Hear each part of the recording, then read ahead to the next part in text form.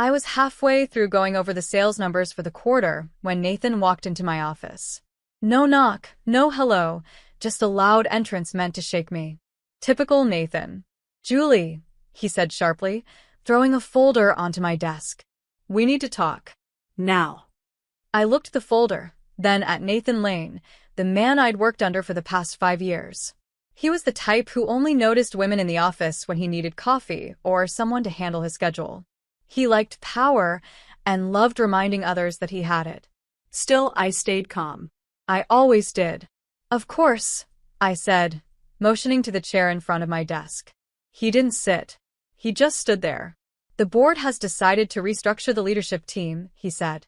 "We're going in a different direction. We need leaders, not just people who follow spreadsheets." I blinked, surprised. "You're firing me?" He smiled like he'd just won a game. "Let's not be dramatic. We're releasing you from your role. Effective immediately. No warning. No performance reviews.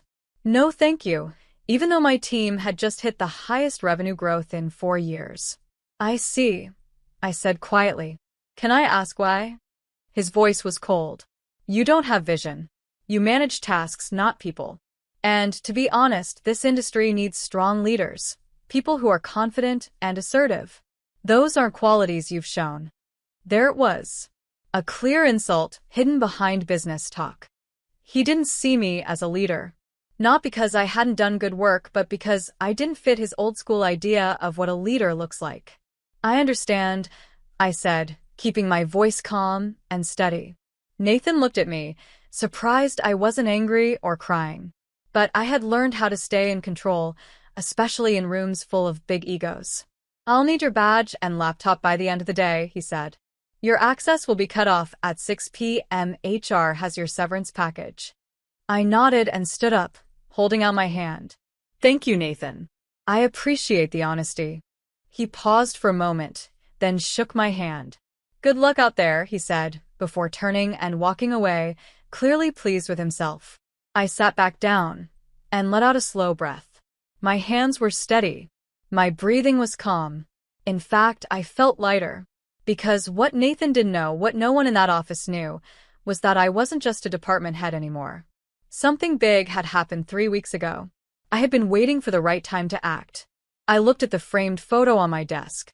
My father was in it, smiling proudly at the ribbon-cutting ceremony for the company's first regional office. The same company Nathan had just kicked me out of. I ran my fingers along the frame. "You told me to wait, Dad. Wait for the right moment." I stood up and started packing. I didn't take much, just a few personal items, a mug for my team, and some old notebooks full of ideas Nathan had ignored. Outside, the office was quiet. Some coworkers gave me quick, sympathetic looks. Others avoided eye contact. No one asked anything, but I could see the questions in their eyes. Did she get fired? What happened? I walked out with a small, polite smile. No big goodbye. As soon as I stepped into the sunlight, I felt the weight of 16 years at that company lift off my shoulders. They thought they had ended my career. What they had really done was open the door. I took out my phone and sent a short message to my lawyer. "It's time. Prepare everything." The reply came quickly. "Understood. Shareholder meeting can be scheduled within 6 business days." I looked back at the tall glass building behind me, shining in the sun. Nathan thought this was the end. He had no idea what was coming. The next time I walked into that boardroom, it wouldn't be as an employee. It would be as the majority shareholder. And I would be smiling. The outfit I wore that day was real, but 3 weeks earlier, everything had changed. I had been sitting in the quiet, wood-paneled office of my family's lawyer, looking at an envelope I wasn't allowed to open until exactly 12 p.m. on my 31th birthday. My dad always liked dramatic moments. He said it made serious things feel more meaningful, and this was one of those moments. "Julie," said Mr. Henry, our longtime family lawyer, in a kind and gentle voice, "your father left very clear instructions. You must not open this envelope until your 31st birthday. Not even a day early." I gave a polite smile. I was part curious, part amused. "What is it? A late birthday card or something?" I joked. He gave me a look that said he knew what it was, but he wasn't going to tell me. Your father was a man of vision, he said instead. And he trusted you more than anyone. That sentence stuck with me in the days that followed. My dad, who founded and used to run the very company that had just let me go, was someone who believed in planning ahead. And he believed in me. When he died 6 years ago, the company started to change. It felt colder, more focused on numbers than people. Nathan joined around that time. He won over the board, showed off his MBA, and slowly tore down the caring culture my dad had built. I had stayed, thinking I could protect what was left. But now I realized my dad had known this might happen, and he had made a plan. On the morning of my 31st birthday, I opened the envelope alone. I was sitting in the same chair where Dad used to read the newspaper every Tuesday. Sunlight came through the window. The room felt warm and calm. Inside the envelope was a letter and a legal document with fancy stamps. I opened the letter first. It was written by hand in my dad's neat handwriting. Julie, if you're reading this, it means you've turned 31. That means you're ready. I never doubted it, not for a second. You've spent your life working twice as hard for half the credit. I saw it, even when you thought I didn't. I saw the late nights, the quiet strength, the honesty when no one else was watching. I also saw how the company changed after I left. I knew there might come a time when you'd need more than just a seat at the table. So I gave you the table. I paused. My hands were shaking as I looked at the second page, the document behind the letter. It was a legal trust, signed and notarized. According to it, 95% of the company's shares that my dad still owned when he stepped down were now in my name. They had been held for me until I turned 31, and now I had full control. 95%. I read it 3 times. Then a 5th just to be sure. I wasn't just a shareholder. I was the shareholder. I was now the majority owner, the one in control. My whole body buzzed with disbelief, adrenaline, and something else. Power. Quiet, steady, real power. I called Mr. Henry right away. Is this real? I asked, barely able to speak. Yes, he said calmly. Your father set up the trust carefully. It doesn't require public filings. It's solid. The board doesn't know unless you choose to tell them. Why didn't he activate it earlier? I asked. He wanted you to experience the company for yourself, Mr. Henry replied. To see who people really were, and to let you decide if you wanted it before you used it. That line hit me hard. I had spent years being ignored, talked over in meetings, and underestimated. I'd watched Nathan get praise for ideas I had first suggested. I'd seen male coworkers get promoted faster, even when they did less. I had stayed quiet, thinking patience and hard work would eventually pay off. But now I saw the truth. It wasn't about time. It was about power. And now I had it. I set up a follow-up meeting with Mr. Henry the next day. Let's talk about what comes next, I said. He didn't hesitate. We'll prepare the paperwork for a shareholders meeting. We'll let the board know once everything is ready.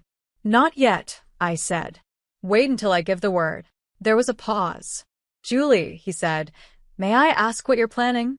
I looked out the window of my apartment. Cars moved along the street, people rushed by, not knowing everything was about to change. I'm planning to walk into that boardroom, I said, and show them exactly who they tried to fire. I didn't show up for the exit interview. HR called twice, then sent an email. I ignored all of it. Instead, I sat quietly in a corner booth of a small downtown cafe, drinking a flat white while Mr. Henry reviewed the final version of the shareholder meeting request. It was official. On paper, I now controlled 95% of the company's voting power. That was real. And Nathan never saw it coming. You sure you're ready? Mr. Henry asked, adjusting his glasses as he slid the documents over to me. Once you send this in, you're basically throwing a grenade into their boardroom. I looked him in the eye. My voice was steady. They pulled the pin when they fired me. He gave a small nod. Fair enough. The documents were simple, like many powerful things are. A formal notice of a special shareholders meeting with one agenda item, a leadership review, and the appointment of new executive management. Nathan wouldn't see it coming. That was the point.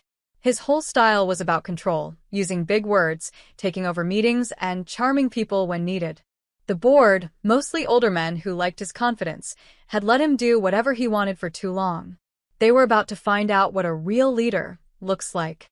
It was surprising how weak that kind of power really was. "I'll send the notice Saturday morning," Henry said. "The meeting will be set for Thursday. That gives them 3 business days to panic." I couldn't help but smile. Perfect. That afternoon, I met with Helen Mirren, the trustee who had managed the shares since my father passed away.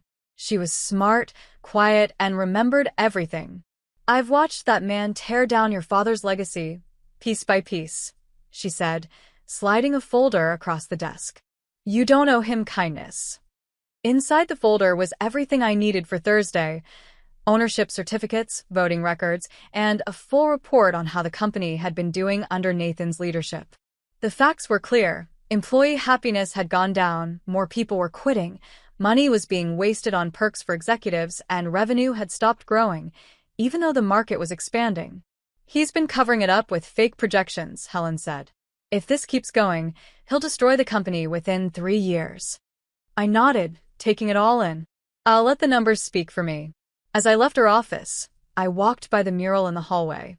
It was a painting of my father standing in front of the first company building.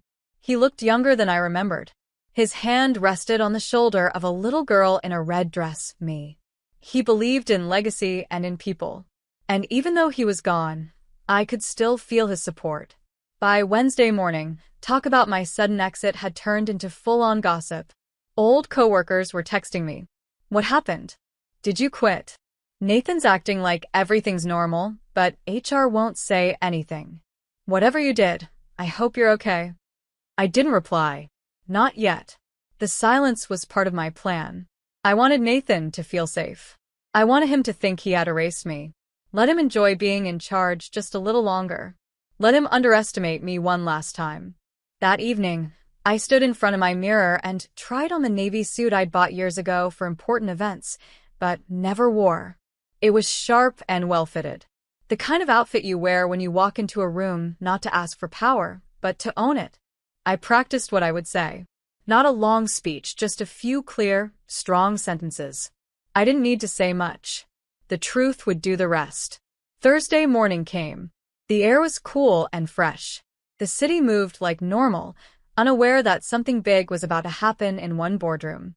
I arrived 10 minutes early, walking past the front desk with quiet confidence.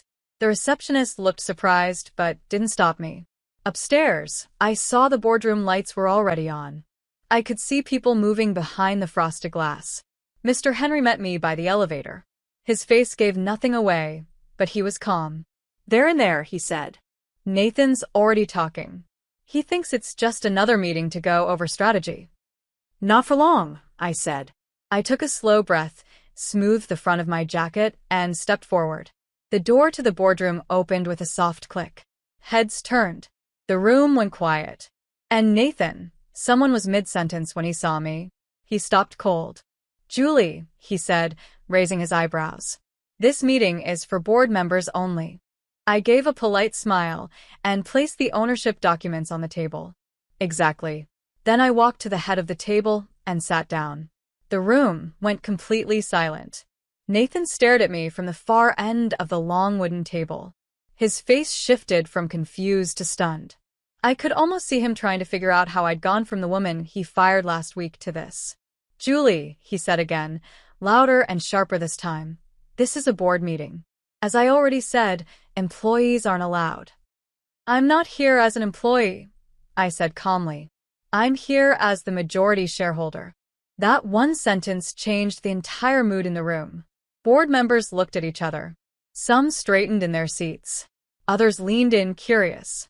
Mr. Peter, who had been with the company since my father's time, looked down at the document I had handed him. Then he looked up at me, eyebrows raised. "Is this correct?" he asked, adjusting his glasses. "It is," I replied. 90% of the company's shares were given to me through a family trust when I turned 31. All the paperwork is complete, signed, and filed properly. Nathan looked at me, then at Mr. Henry, who was calmly unfolding another copy of the ownership certificate and handing it to the board secretary. "You can't be serious," Nathan said, louder now, sounding panicked. "This is ridiculous. Why would your father?" "Because he trusted me," I cut in. "And because he knew exactly what this company would become without someone watching." The room went quiet again. Everyone knew what I meant, even if I didn't spell it out. Since my father's death, Nathan had changed the company. The culture had become toxic. He rewarded loyalty over skill, appearance over results. And the numbers had started to reflect it. "Let's get to the point," I said, opening a second folder I had brought with me. "As majority shareholder, I've called this special meeting to review the current leadership, starting with the CEO." Nathan stood up, his face red. "This is a coup. A personal attack. You think you can just walk in here?" "I'm not asking," I said, raising my voice just enough to get everyone's full attention. "I'm using my legal rights." Then I slid the financial report across the table. "Let's talk about performance." I didn't need drama. The numbers told the story. Employee satisfaction had dropped by 45% in 3 years. Turnover in key departments had gone up 50%. There were 3 serious discrimination complaints under HR review. Revenue had stayed flat in a market that was growing fast. I had gathered statements from department heads, results from employee surveys, and findings from financial audits. I also had proof of company money being misused, unauthorized travel, large bonuses for executives, and reports that misled investors. I looked at Nathan. "All of it happened under your leadership," I said. The board members started reading the documents. Mr. Peter looked truly upset. The CFO, who had been quiet until now, leaned over and whispered something to the company's lawyer. The lawyer immediately began typing on his tablet. Nathan's jaw tightened. "You're twisting the facts to make your little revenge story look real." "I don't have to twist anything," I said. "I have proof. You counted on the idea that no one with real power would ever question you. That ends today." I let that sink in for a moment. "Effective immediately," I said, pulling out the final document. "I'm submitting a motion to remove Nathan Lane as CEO of this company. As majority shareholder, my vote is enough to make it official." The board secretary looked shocked. You don't need a second vote?" "I own 95%, I said simply. "That's a majority by any definition." Mr. Peter cleared his throat. "In line with company rules, the motion passes once the paperwork is complete." Nathan slammed his hand on the table. "You can't do this." "I already did. No one had to call security." Nathan didn't fight. But as he stormed out, angry and stunned, I noticed something important. He didn't look powerful anymore. He looked small. When the door closed behind him, I took a deep breath and turned back to the board. "This company deserves better," I said. "Its people do too. And starting today, that's what they're going to get." Mr. Peter nodded, a small smile forming. "Welcome back, Julie." By the end of the week, Nathan's nameplate was gone from the CEO's office door. I didn't move into that office right away. I didn't need a big desk to prove I was in charge. I had something more important to do first: rebuild the heart of the company my father started. That work began the Wednesday after the shareholders meeting. I called an all-staff meeting in the main conference room, the same place where Nathan used to show off sales numbers like trophies and give the same few executives fake praise again and again. But this time, the feeling in the room was different. People came in slowly, whispering to each other. The front rows stayed empty, like no one wanted to look too eager. Some faces looked nervous. Others were unsure. They had been let down before. I stood at the front of the room alone. No slides. No speech. Just the truth. "Some of you know me," I began. "Some of you only know what you've heard. But let me start by saying this. I didn't come here to take power. I came to rebuild trust." A few heads turned. People were listening. "For years, this company was strong because of you. Your ideas. Your long hours. Your belief that what we were building mattered. And somewhere along the way, that was lost." I paused for a moment and let the silence settle. "I was fired last week," I said, with a small smile. Told I wasn't the kind of leader this company needed, that I didn't have what it takes to guide us into the future. A few nervous laughs broke out, but the room was starting to shift. My honesty was reaching them. I didn't fight back, not then, because I knew something Nathan didn't. I continued. That leadership isn't about being loud or looking important. It's about vision, respect, and lifting up the people who actually do the work. I looked across the room and made eye contact with people I knew, engineers I had worked beside, assistants who were ignored, junior analysts buried under layers of management. Starting today, that changes. Over the next 3 weeks, I did something different. I listened. I sat down with team leads, department heads, interns, receptionists, even the cleaning crew. I asked what wasn't working. I asked what they needed. I asked who they thought deserved more recognition. Then I took action. I promoted Lauren from the customer service team to head of client experience. She had already been doing the work for a year, while her manager took all the credit. I brought back Douglas, a brilliant product developer who had quit after being passed over again and again in favor of less qualified men. I restructured HR from the ground up. I went through every old complaint that had been ignored or buried. Several mid-level managers who created fear and favoritism were quietly let go during the first week. Then I launched something my father had once dreamed of, the People First Initiative. It was a new program to celebrate great ideas, reward teamwork, and make sure everyone had a fair chance, no matter their title. No more whispers behind closed doors. No more invisible barriers. Just good people doing great work and finally getting credit for it. One evening, I walked through the office alone. The energy felt different now. Warmer, lighter. There was laughter in the break room again. People were staying late because they wanted to, not because they were afraid of what would happen if they didn't. Desks had personal touches again, photos, plants, little signs of life. Things that had slowly disappeared while Nathan was in charge. In a quiet hallway near the engineering area, I passed a whiteboard.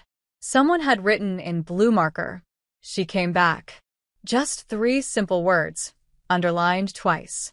I stood there for a moment, reading it again and again. Not "she took over." Not "she fired Nathan." She came back. That meant more to me than any title I now held. The next week, I finally moved into the CEO's office. Not because I needed a bigger space, but because it was the right time. The nameplate on the door was new, sleek metal, simple and clean. Julie Powell, Chief Executive Officer. I didn't bring much with me. Just one framed photo, me and my father on the day the company first opened. We were both smiling, both full of hope. I placed it on the corner of the desk and sat down, not with pride, but with purpose. This company wasn't just mine now. It was my responsibility, and I was going to take care of it. It had been exactly 1 year since I was fired. 13 months since I walked out of this building holding a box, smiling politely, told I wasn't what the company needed. 13 months since Nathan took away my title, without knowing I held something much stronger. And now, I stood at the same glass doors. This time in a tailored suit, holding a leather folder, ready to lead. I didn't feel angry. I didn't even feel triumphant. I felt calm. The receptionist stood up as soon as she saw me. "Good morning, Miss Powell." "Julie, please," I said with a smile. "We're all on the same team." The elevator chimed softly as I rode to the top floor. What used to be Nathan's office was now mine. But I hadn't changed it just to make it look different. The walnut desk stayed. The big windows overlooking the city were still there. What I did change were the photos on the walls. Now they showed our people, team retreats, product launches, moments led by people who had long gone unnoticed. And behind my chair, on the far wall, hung a large portrait of my father. Not to show him off, but to remind me why I came back. I sat at my desk, opened my laptop, and started reading the quarterly report. It was our best quarter in 6 years. Customer satisfaction was up 25%. Employer retention had risen 45%. Revenue was at an all-time high. But what mattered most was how we did it, by being honest, working together, and staying open. The company culture had changed. People didn't whisper their complaints anymore. They spoke openly, and someone listened. Feedback was encouraged. Diversity in leadership had doubled. We weren't just hiring great people. We were helping them grow. There was a soft knock at the door. "Come in," I said. It was Lauren, now head of client experience. Her eyes sparkled behind her glasses. "You ready?" she asked. "They're waiting in the conference room." I stood up and smoothed my blazer. "Let's do it." The boardroom felt different now. Not because of the furniture, but because of the people. For the first time in company history, half the board were women. Several members were under 50. They asked tough questions. They brought fresh ideas. They made smarter choices. At the center of the table sat Christian Turner, one of our new strategic advisors. Smart, kind, and steady, the kind of person my father would have trusted. Before we started, Christian gestured to me. "Julie has a few words," he said. I hadn't planned to speak. But as I stood there, every eye on me, not judging but truly listening, I realized something. This was the moment my father had prepared me for. "I want to thank you all," I said, "for believing in change, for making hard choices when easy ones would have been safer, and for helping rebuild a company that puts people before power." I paused, letting the words settle. "Someone once told me I lacked leadership," I continued. "But leadership isn't about being loud or having a title. It's about having vision, being responsible, and doing what's right, even when it's hard." I smiled, not to impress anyone, but because I meant every word. My father built this company on those values, and I'm proud to say we're finally living them again. The room was quiet for a moment, then came the applause. Not loud, but warm and real. The kind that stays with you. That afternoon, I took the long way back to my office. I walked through each department just like I used to when I was one of the team. I stopped to chat, shared a laugh with the developers, and high-fived the marketing interns who had just pulled off their first big campaign. In the break room, someone had baked cupcakes for an intern's last day. I took one, sat down, and spent 30 minutes talking about everyday things, nothing work-related. Because this wasn't just a company anymore. It was a place where people felt they belonged. And that, more than numbers, titles, or payback, was the real victory.